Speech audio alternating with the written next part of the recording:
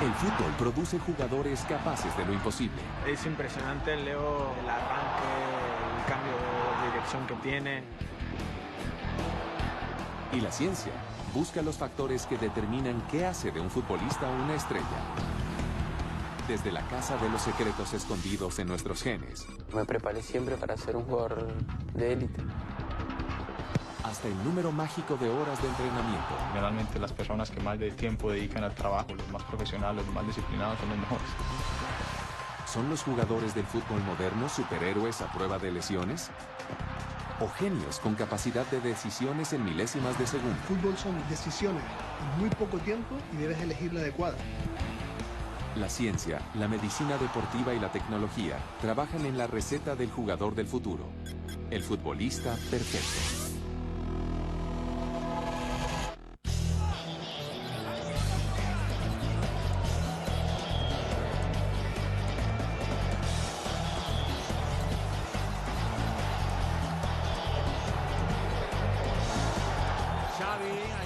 Xavi Hernández, el balón para Leo Messi en el costado derecho, recorte de Messi, segundo consecutivo, se lleva la pelota Leo Messi, sigue Messi buscando la frontal del área, Messi dentro del área, sigue Messi. Lionel Messi es considerado el mejor jugador del mundo.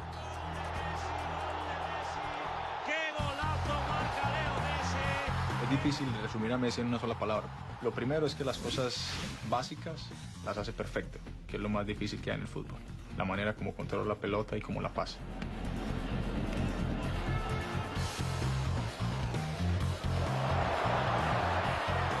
Es impresionante, Leo, el arranque, el cambio de dirección que tiene, el que nunca sabes hacia dónde va a salir. Lionel es un fuera de serie, jugador que cada tantos años salen, que pensaba que por ahí no iba a volver a existir, pero bueno, llegó él y rompió con las barreras y bueno, un placer poder jugar o ser contemporáneo de él y disfrutar de su fútbol. Yo creo que Messi es tan singular precisamente por esa garra de siempre querer competir y siempre querer ganar. Y eso es lo que lo hace cada vez más grande, unido a sus condiciones genéticas y a sus condiciones futbolísticas, como ha entrenado y como le han enseñado, que lo hace ser el mejor del mundo. La ciencia derrumba los mitos sobre los niños prodigio y sobre cómo grandes campeones, de la talla de Messi y Ronaldo, se hacen.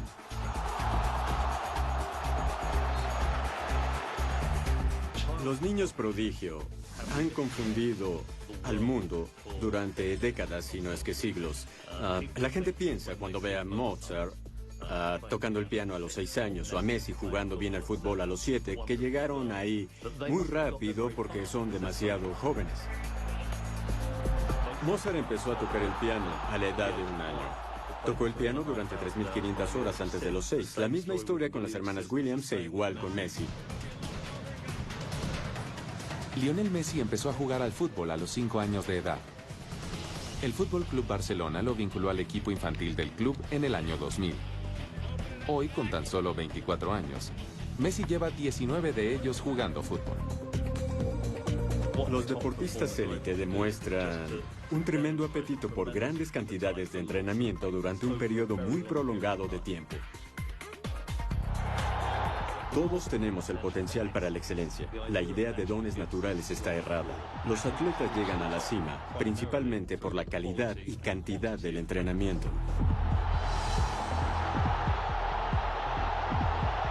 Generalmente las personas que más de tiempo dedican al trabajo, los más profesionales, los más disciplinados, son los mejores.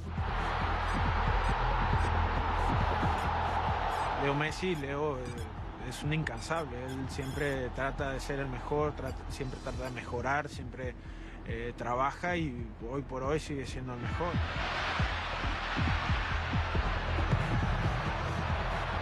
Yo no he visto ningún jugador que por naturaleza y sin trabajo sea un gran jugador.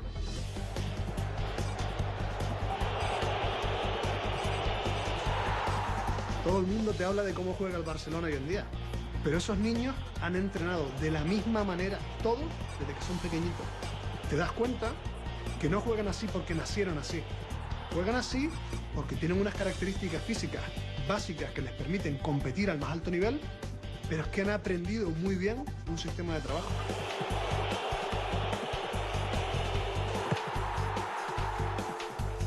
Leo Messi no es el mejor futbolista del mundo porque es más rápido o más fuerte que los demás. Es un nivel de sofisticación que le permite ver el pase correcto, controlar su cuerpo para atrapar el balón, darle el efecto preciso a la pelota y medir los tiempos perfectamente. Estas son cosas que se construyen con la práctica y no vienen codificadas en la genética de cada quien. Los niños prodigio tienen historias inusuales, no genes inusuales.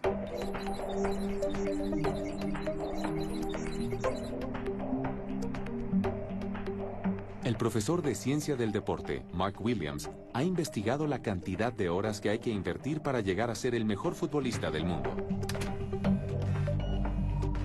No hay duda que para ser un jugador élite se necesita un cierto perfil genético. El asunto es que muchos jugadores pueden tener ese mismo perfil genético.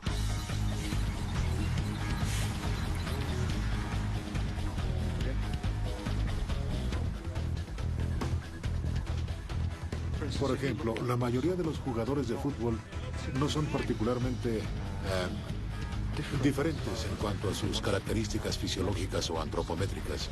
Son atletas buenos en general.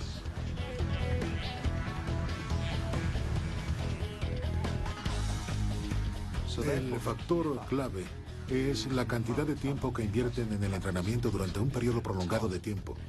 Y hay buena evidencia que sugiere que más de 10 años o 10.000 horas de entrenamiento se requieren para convertirse en un deportista élite.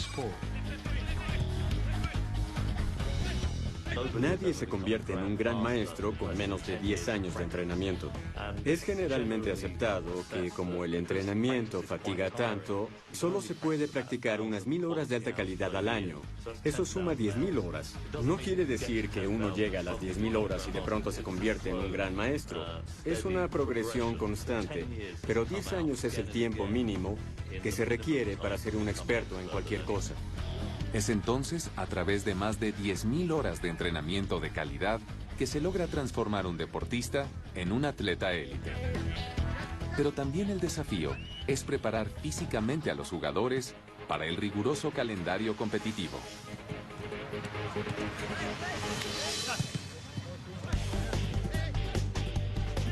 Antes se planificaba el fútbol como se planificaba el atletismo. Hacíamos microciclos de carga, microciclos competitivos y microciclos de regeneración.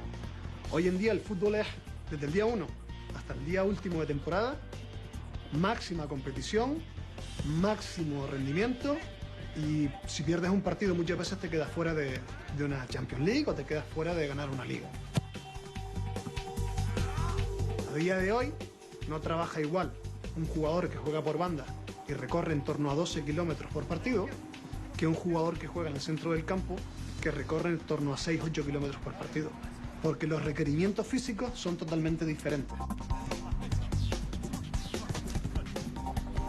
También uno de los factores importantes que ha descubierto la ciencia, o que ha incorporado en el deporte, es la individualidad en la preparación física.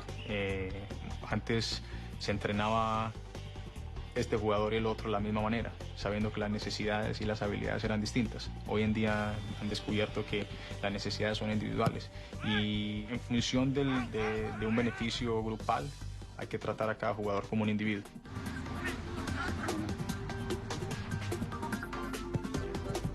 Tienes que ir entrenando en función del sistema de competición. Lo que sería absurdo es entrenar de una manera y que la competición fuera de otra. Lo que un entrenador debe hacer es programar intervalos de velocidad en los que se corre fuerte, se recupera y luego se corre fuerte. El mejor entrenamiento para el fútbol es jugar al fútbol. El juego en sí es el maestro. Pero el intenso calendario competitivo y la velocidad del fútbol moderno tiene riesgos como las lesiones graves. Ahora la ciencia busca cómo recuperar y regresar al jugador élite a la cancha en tiempo récord.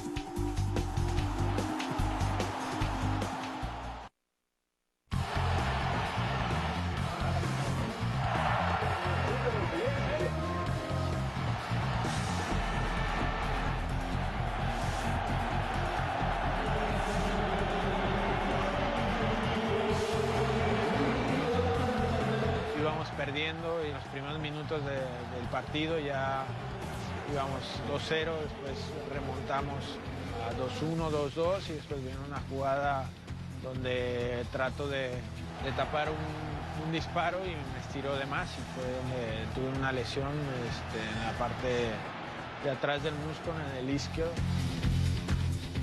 Él cae y en el momento que quiere hacer una contracción, su pierna choca con el suelo y se produce un estiramiento muy brusco de esa musculatura. Por tanto, tú y tu sistema nervioso quieren contraer un músculo, pero las fuerzas externas lo estiran más de lo que él puede y rompe por un punto. El jugador debió someterse a una recuperación intensiva durante las semanas posteriores. Hicimos una resonancia magnética, hicimos una ecografía y una vez sabemos exactamente la lesión, la conocemos con nombre, primer y segundo apellido, es cuando nos sentamos todo el equipo de trabajo y organizamos la planificación y la programación de las siguientes sesiones. Cada semana fuimos evaluando su progresión, como hemos hablado, las primeras semanas tratamiento analgésico, la segunda semana activación y empezar a recuperar fuerza y recorrido articular, y la tercera semana empezar con trabajo de campo de menos a más agresivo para que el jugador en 21 días estuviera para competir en un partido de fútbol profesional. En agosto, Rafa Márquez regresa a la cancha con su equipo Red Bulls. Una persona normal, sin los recursos o sin los medios que un deportista profesional o que un futbolista profesional puede tener, el menor tiempo que podría estar de baja son 6 semanas. Y a eso hay que añadirle el riesgo de re-rotura o de relesión que puedes tener.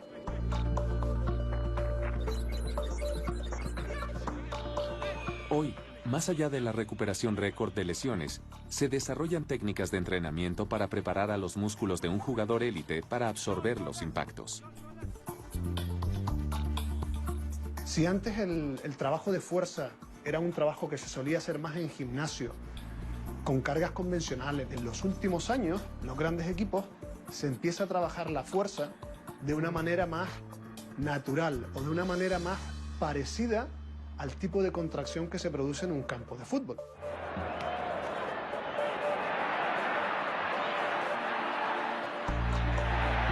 Si nosotros al final de un partido le hiciéramos una biopsia a un futbolista, extrajéramos un trocito de músculo, veríamos que es muy similar lo que se produce después de una rotura muscular.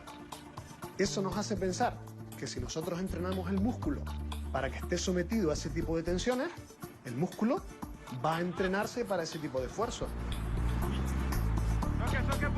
Se ha demostrado que ese tipo de contracciones y ese tipo de trabajo es el que más previene las roturas musculares o las lesiones musculares.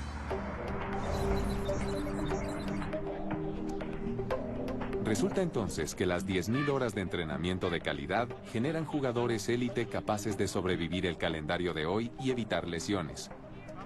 Pero si ese es el secreto del fútbol moderno, ¿cómo explicar que varios jugadores pasan por el mismo régimen de entrenamiento y apenas algunos se convierten en Messi o Cristiano Ronaldo? Yo controvierto la idea de que se pueda tomar a una persona sin dones genéticos y entrenarla 10.000 horas para convertirla en un atleta élite. Es un argumento flojo. Hay ciertos rasgos físicos que se requieren para ciertos deportes. La velocidad, la agilidad y la coordinación. Algunos de estos rasgos no se pueden entrenar. Finalmente, es posible que en nuestros genes sí esté el factor diferenciador. Hoy, los científicos intentan identificar los genes que permitirán predecir quién será el próximo Messi.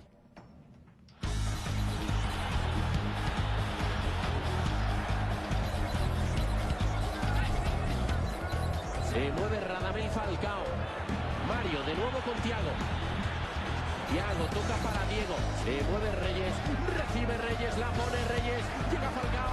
Golpea Falcao. En su segundo juego en la Liga Española, Radamel Falcao García anota el primer gol del partido. Suena el silbato hacia la pelota. Falcao.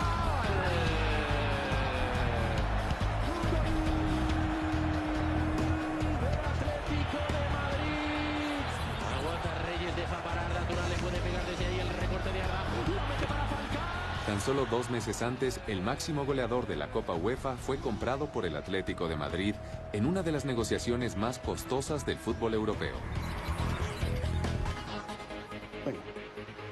En el club, el jugador se somete a exámenes regulares que identifican las más mínimas variaciones.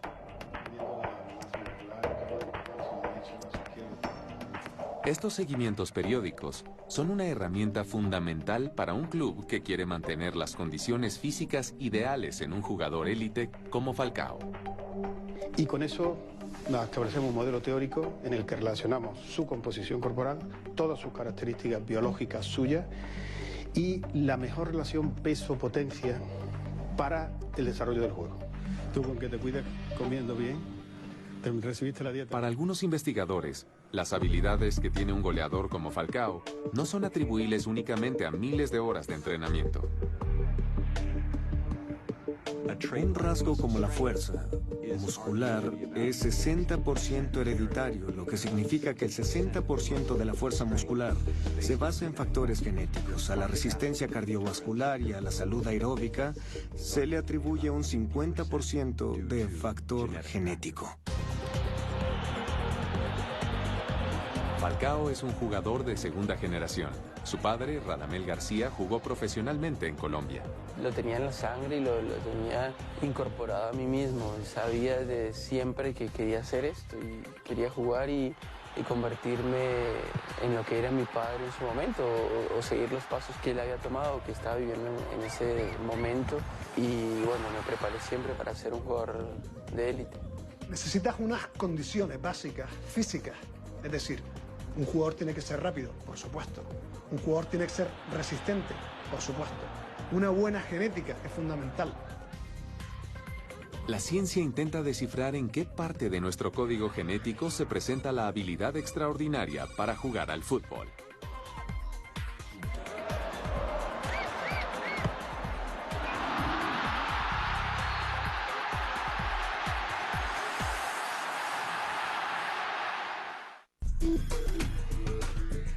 El alfabeto genético humano es gigantesco. Cada una de las células del cuerpo contiene unos 23.000 genes, y en uno de esos podría esconderse la base del éxito de un futbolista élite. Cuando hablamos de genética, hablamos de rasgos físicos que tienen un componente hereditable. Muchos de estos rasgos son muy complejos. Cuando pensamos sobre la fuerza muscular o la resistencia, hablamos de tejidos que van desde el cerebro, el corazón, a los músculos, a los huesos y los tendones. Cada uno es gobernado por diferentes genes. Esa complejidad genética presente en todos los seres humanos torna la tarea de identificar el gen responsable por un desempeño excepcional en el fútbol en algo nada sencillo.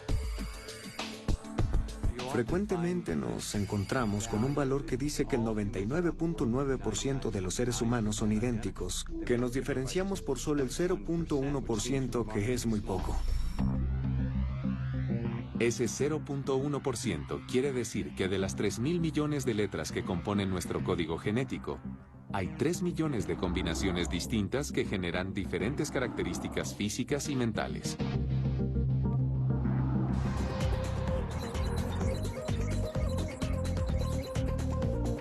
Un grupo de jóvenes deportistas de entre 12 y 24 años es convocado para realizar una serie de exámenes genéticos y físicos y así evaluar su potencial para el fútbol. Una de las cosas que vamos a hacer hoy es una prueba genética para determinar el tipo de músculo que tienen en su cuerpo. Frótalo bien en toda tu boca, así. Primero se hará el análisis de ADN de las muestras de saliva. Esta prueba genética examina un gen en particular que se llama actinin 3 o ACTN3. Buscamos la habilidad del cuerpo para producir un tipo específico de músculo. El gen ACTN3 ayuda a sintetizar una proteína en los músculos que es importante para la contracción muscular. Existen dos escrituras diferentes para el ACTN3 y los científicos lo denominan R o X. Uno obtiene una copia de este gen ACTN3 de la madre y del padre. Es posible entonces tener dos Rs, una R y una X, o dos X. Aparentemente, solo el genotipo XX que elimina la proteína del músculo hace que uno tenga menos probabilidad de ser un velocista élite. Un atleta necesitaría tener una combinación RR en su gen ACTN3 para sobresalir en el fútbol moderno que exige mucha explosividad y velocidad. Muchos entrenadores de fútbol piensan que es la resistencia, pero no lo es. La fuerza y la potencia son temas que deben preocupar a un entrenador de fútbol.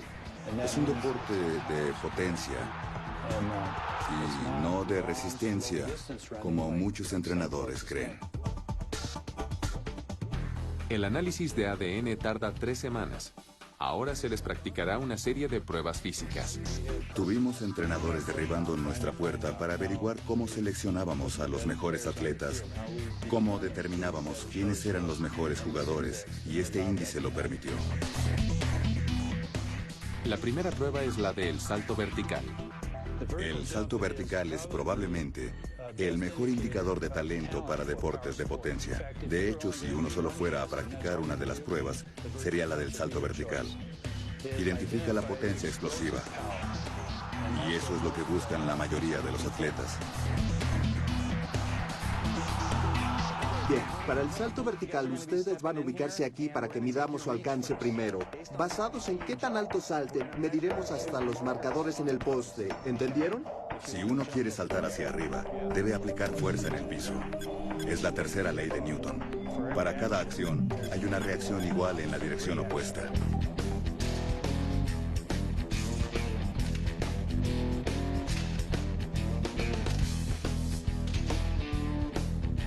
Según las tablas de Epley, un deportista élite mayor de 22 años debe tener un salto vertical de más de 109 centímetros. Un deportista promedio alcanza unos 85 centímetros de altura. Los 6 jóvenes deportistas intentan saltar al máximo de sus habilidades. Pero las 2 pruebas que faltan para completar el diagnóstico, una de aceleración y otra de agilidad, serán mucho más exigentes.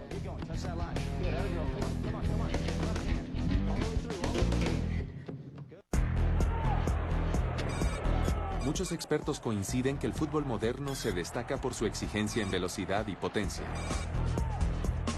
El fútbol de hoy comparado con el fútbol de hace 30 años, yo pienso que la principal diferencia que hay hoy en día es que los jugadores son más fuertes, más rápidos, no mejores, pero el nivel de exigencia de la competición requiere que tengas jugadores más atletas. Si tú analizas, los jugadores son mejores atletas que los de hace 40 años. Si uno mira las características que tenía un 9 en los años 80, por ejemplo, no son las mismas que tienen ahora, porque el fútbol se ha hecho mucho más rápido, mucho más físico. Entonces el 9 tradicional, por ejemplo, de antes, el tipo que podía estar parado en el área y únicamente terminaba la jugada, cada día se ve mucho menos, porque necesitas tener mucho más velocidad, mucho más reacción, mucho más habilidades.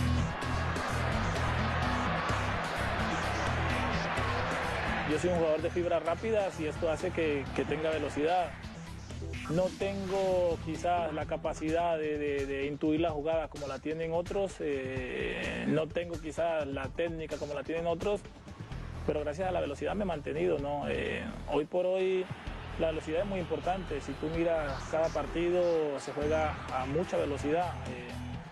Combinar velocidad y técnica es muy difícil, por eso hay 3, 4 jugadores en el mundo que por eso son los mejores, ¿no? Porque solo ellos pueden combinar estas cosas.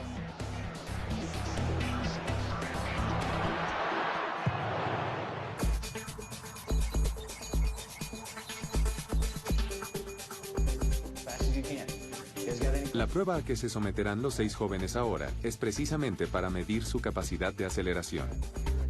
Hemos escogido la carrera de 10 yardas como la que mejor identifica velocidad y aceleración. Si uno piensa en deporte, el deporte ocurre en los 2 primeros pasos. En 2 centésimas de segundo a uno lo derrotan o uno derrota al oponente. Y la aceleración se da en el arranque de las primeras 10 yardas. Por eso medir la aceleración es muy importante en casi todos los deportes. Cuando estoy listo, podrán ver la luz roja parpadeando. Esto me indica que estoy rompiendo el rayo. Se tornará verde y un pito va a sonar. Eso significa que el reloj está preparado y ustedes listos para partir.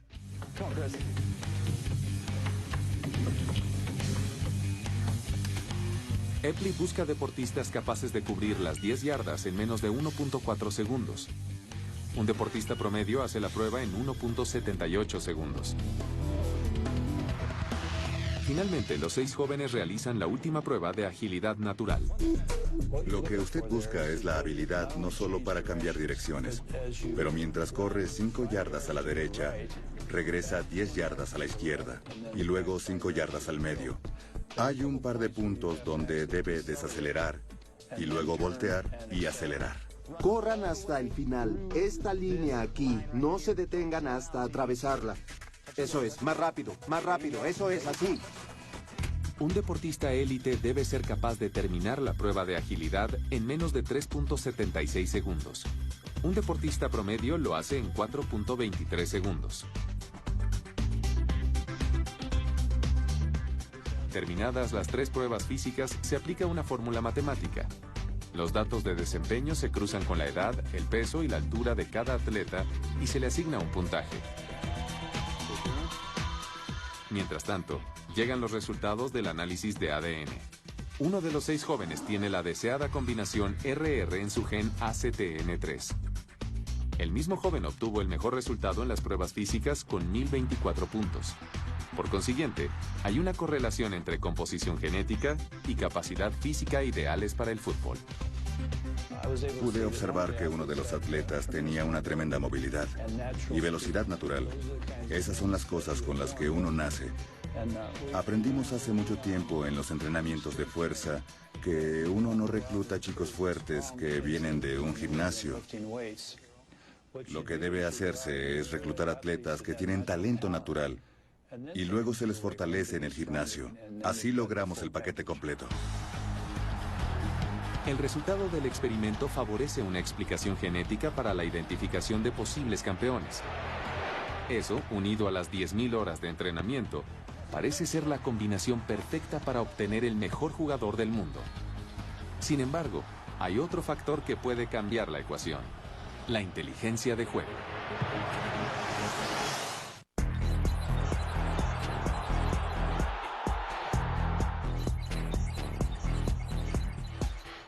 La final de la Copa de Oro nos enfrentábamos contra Estados Unidos, el máximo rival para nosotros los mexicanos. Y bueno, era un partido bastante intenso, donde la presión era máxima en todos los sentidos. Y acá la pelota, Bradley remate, gol. Gol de Estados Unidos, gol de Michael Bradley. Anticipa el volante de recuperación de la Unión Americana toda la defensa de México.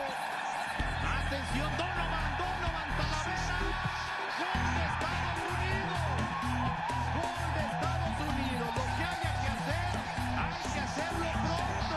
Bueno, empezar un partido perdiendo es un poco ya complicado. La mentalidad tiene mucho en juego en ese sentido, porque aparte de que se juega en equipo, es un juego de mucho orden también.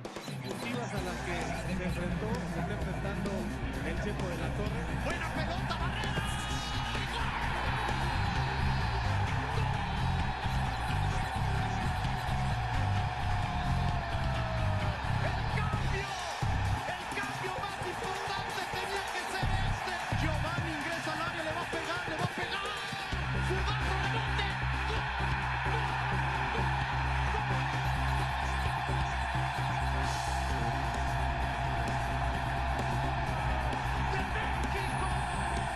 segundo tiempo yo creo que salimos con la idea de poder remontar ese marcador y yo creo que fue lo que nos ayudó a tener esa mentalidad de querer ganar ese partido.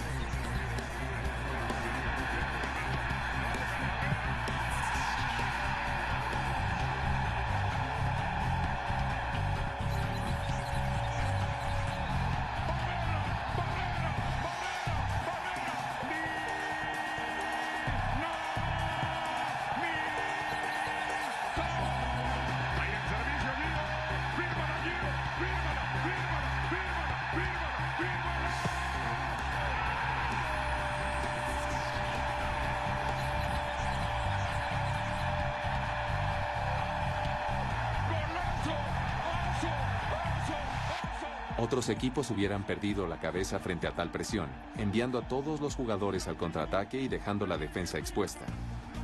La selección mexicana logró mantener la concentración y exponer lo mejor de su inteligencia colectiva.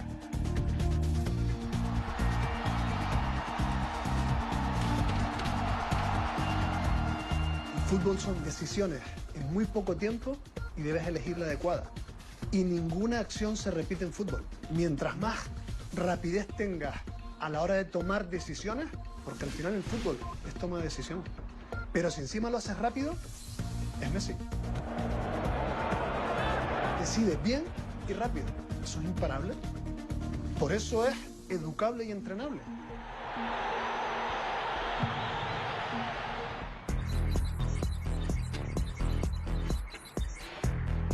Mark Williams y su equipo buscan la clave para identificar la máxima inteligencia en el futbolista.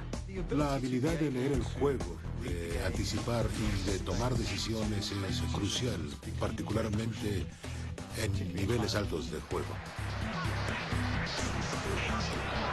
Nos enfocamos particularmente en entender cómo los jugadores leen el juego, cómo anticipan y toman decisiones, lo que la gente llamaría inteligencia de juego. Williams ha desarrollado un experimento para determinar la capacidad de reacción en los jugadores de defensa. La montura en la cabeza tiene un pequeño rayo infrarrojo que se refleja de una cámara sobre el ojo dentro de un monóculo hacia el interior del ojo. La señal nos permite identificar claramente hacia dónde fija la mirada un jugador durante el desempeño. Si yo soy un defensa central fuera de mi área de penalti y el balón está en la línea central, lo que vemos es que un defensa con experiencia invierte mucho tiempo moviendo los ojos a lo largo de la pantalla en busca de ubicar la mayor cantidad de jugadores posibles. Un defensa menos experimentado, en cambio, tiende a enfocar su atención en el balón. Entonces tiene un patrón de búsqueda menos exhaustivo y se concentra principalmente en el balón. Los resultados de Williams se basan en el análisis de varios jugadores de élite en la cancha.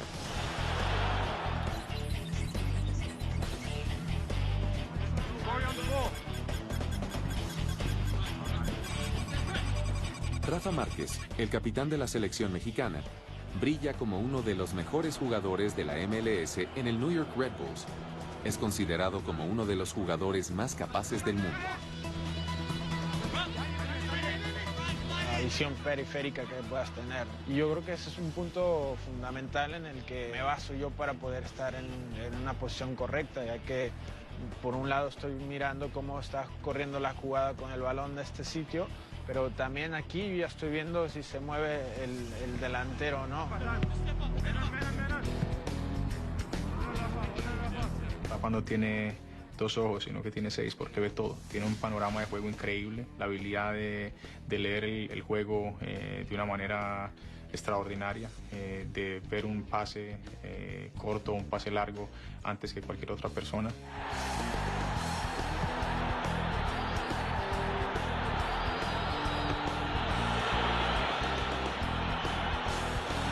Y es que en el fútbol el más rápido no es el más que corre, es el que piensa antes. Hay jugadores que se adelantan a las situaciones porque son capaces de pensar más rápido.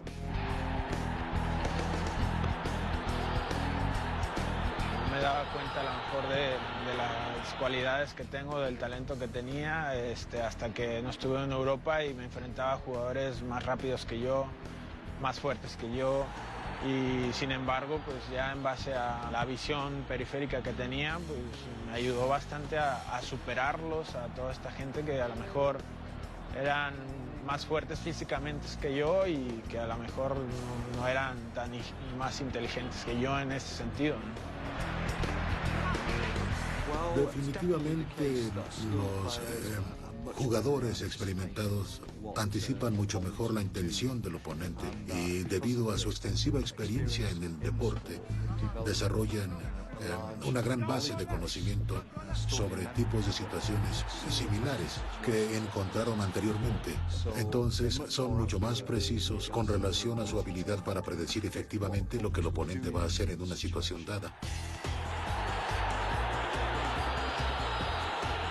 Los atacantes, y especialmente los que juegan en la posición número 9, también poseen una capacidad excepcional para leer el juego. La experiencia que vas acumulando con los partidos te va permitiendo desarrollar una lectura óptima de lo que se está ocurriendo en el campo y la ejecución también. Te conviertes en alguien más pensador, más analizador del juego que uno de los que está detrás de la pelota o con intensidad corriendo y jugando.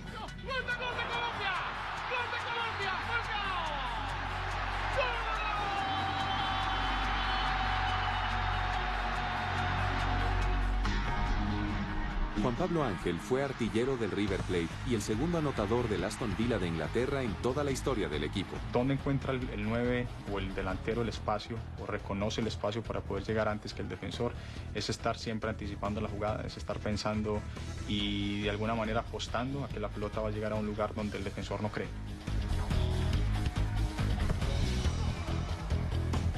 El jugador perfecto evidentemente debe ser rápido, debe ser un jugador fuerte, para aguantar un partido 90 minutos al máximo nivel.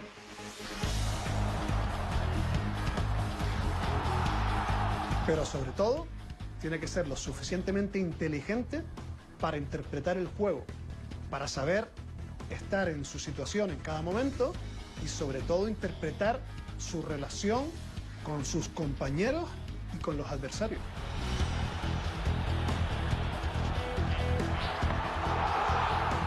La preparación física y técnica es la base de todos los jugadores, pero su inteligencia de juego es el factor diferenciador.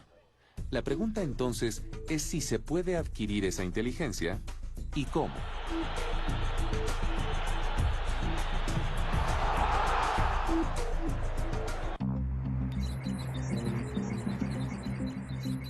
Mark Williams sostiene que el factor que verdaderamente diferencia a un jugador élite de los demás no está en su superioridad genética o en el entrenamiento físico o técnico, sino en el estímulo que obtiene el cerebro desde joven. Sabemos que los jugadores desarrollan una inteligencia de juego superior a través de muchos años de exposición al deporte. Nuestra evidencia de investigación sugiere que un componente importante de esta práctica o factor de experiencia es la cantidad de tiempo invertido en actividades de fútbol callejero.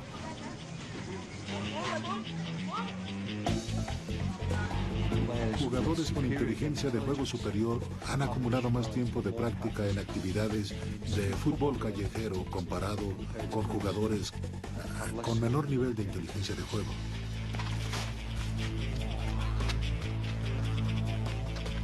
Entonces hay un poco de darwinismo en el sentido en que cuando uno juega fútbol en la playa o en las calles, debe buscar cómo adaptarse. Claramente, si a uno no le va bien, no lo vuelvan a invitar a jugar con los jugadores mayores la próxima semana.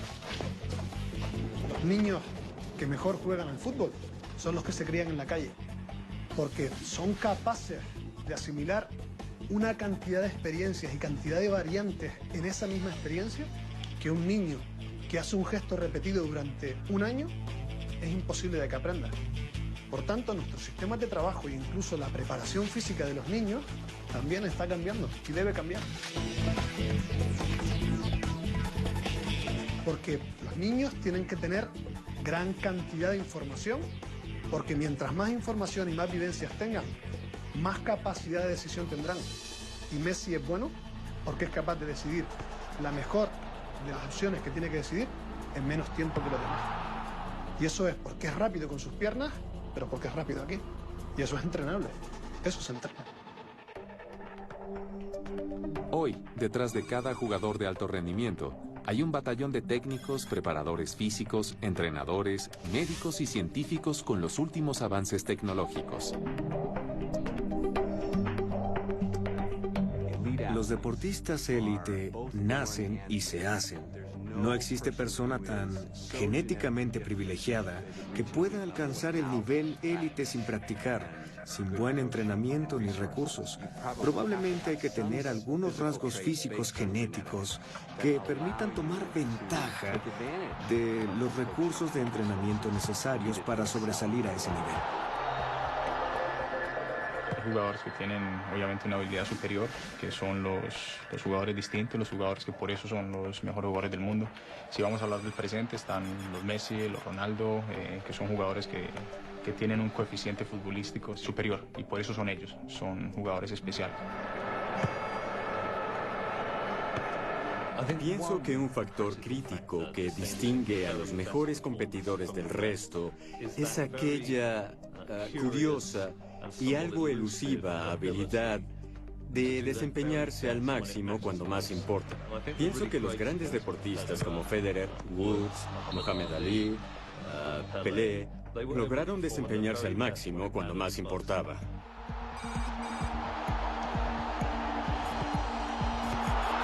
Yo creo que la preparación mental del jugador es el reto de los profesionales del entrenamiento para el siglo XXI.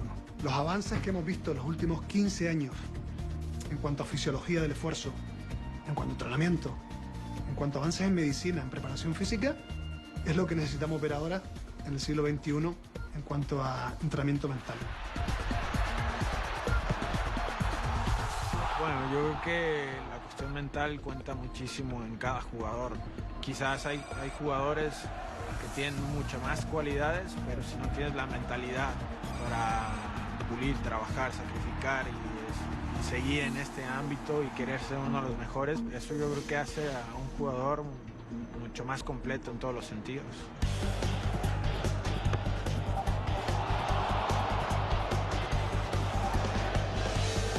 El fútbol del futuro, ¿cómo va a ser? Yo creo que va a seguir creciendo en la parte física.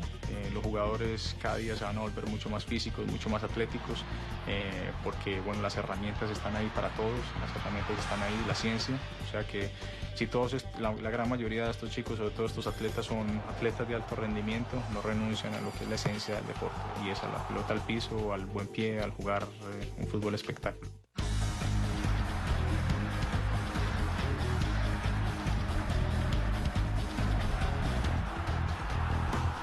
El campeón es una combinación de todos esos factores, físicos, mentales y genéticos. La aparición de un jugador excepcional podrá generar nuevas teorías científicas, siempre en busca de explicaciones de su genialidad y destreza en el fútbol de hoy y del futuro.